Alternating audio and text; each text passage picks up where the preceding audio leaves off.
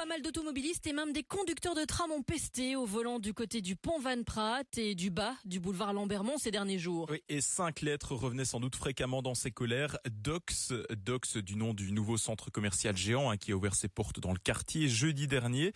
Alors notre invité est justement un habitué du quartier, Xavier Heinz. Bonjour. Bonjour. Alors vous êtes coprésident de la locale écolo de Bruxelles-Ville, puisqu'on le rappelle, Dox est situé sur le territoire de la ville de Bruxelles. Vous êtes un local. Est-ce que vous avez vraiment vu ces gros embouteillages depuis jeudi dernier ? Vu et vécu surtout depuis déjà jeudi soir où il y a eu l'inauguration, mais surtout vendredi. Bon, moi je suis un habitué du tram pour aller travailler comme la plupart des Bruxellois, parce qu'il faut rappeler aussi que la mobilité en automobile, eh bien oui, ce sont les navetteurs qui sont un peu la cause à force des choses. Il faut rappeler aussi que ces navetteurs, qui sont certainement aujourd'hui aussi dans les embouteillages, n'ont pas d'autre moyen que d'arriver en voiture sur Bruxelles. Donc voilà, je vais pas les accuser non plus. Par contre, on peut quand même se poser des questions sur la région de Bruxelles-Capitale. Où sont les investissements promis par rapport à Dox ? C'est déjà un gros nœud, le pont Van Praat. C'est déjà très embouteillé le matin, le bas du boulevard Lambermont. Oui. Vous avez vraiment vu encore beaucoup plus de voitures qui venaient notamment pour ce centre commercial ? En tout cas, le voisinage, oui. Je peux vous dire que les photos sur les réseaux sociaux ce week-end à Neder-over-Hembeek, donc c'est mon quartier, ont fusé sur les réseaux sociaux.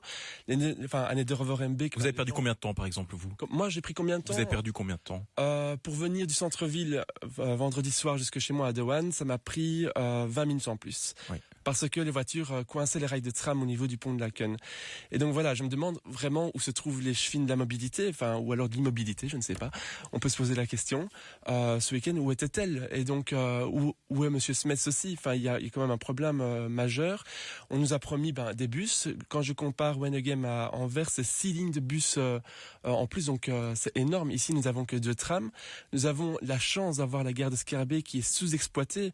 Et donc, je pense que c'est une des propositions d'écolo aussi au niveau de la région, c'est de développer ce train. Pourquoi on doit encore attendre 10, 20, 30 ans ? On nous parle de métros qui seront là dans 10, même 20 ans.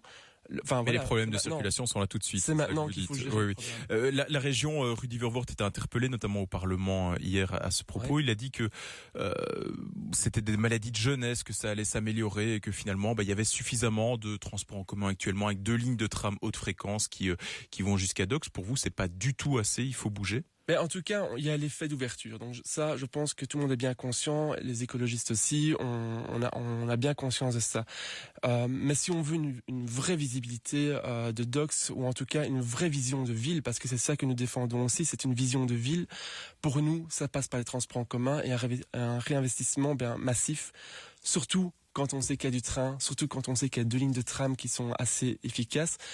Voilà. Et donc, on peut se poser la question aussi, pourquoi ce tram, tous les matins ou tous les soirs, est coincé par des voitures qui doivent passer ce rond-point devant Dox. C'est aussi un problème. Et des personnes qui travaillent tout près, dont mes voisins qui sont commerçants également à De Waan, m'expliquaient, ils ne savent pas passer le pont Van Praat, alors ils travaillent juste à côté. Donc, il y a d'autres personnes qui travaillent là, sont aussi dans les ennuis des embouteillages tous les matins. Dernier élément, Xavier Heinz, coprésident de la locale écolo de Bruxelles-Ville. Qu'est-ce qu'il faut, en très bref, quelle est la première chose à faire alors justement pour essayer de soulager ce quartier vraiment très comprimé? Ce sera une question de Marine Nagy, notre chef de groupe au conseil communal. Donc lundi, elle va poser cette question-là. On l'a déjà assez répété que Neder-over-Hembeek, oui, il faut repenser avant les transports et puis construire tout ce qui va avec, commerce, logement et eau. Donc c'est un vrai problème depuis des années. Donc pour nous... Dévier les voitures ? Dévier les voitures, pas forcément. En tout cas, repenser les transports en commun. Je pense que c'est là qu'il faut miser tout. Dox nous l'avait promis. C'est leur responsabilité. C'est bien dans leur contrat de gestion aussi. Leur contrat qu'ils ont passé avec la région. Et donc, je retourne vraiment mon regard vers la région et Dox, qui sont les vrais responsables de pas ce foutoir, mais en tout cas de ce bordel, on peut le dire. Eh bien, merci beaucoup Xavier Heinz d'Écolo Bruxelles. À noter que la région a annoncé qu'il y aura une concertation normalement au niveau du mois de décembre pour faire un point sur la mobilité autour de Dox. On va justement rester dans la mobilité, Bruno, dans quelques instants avec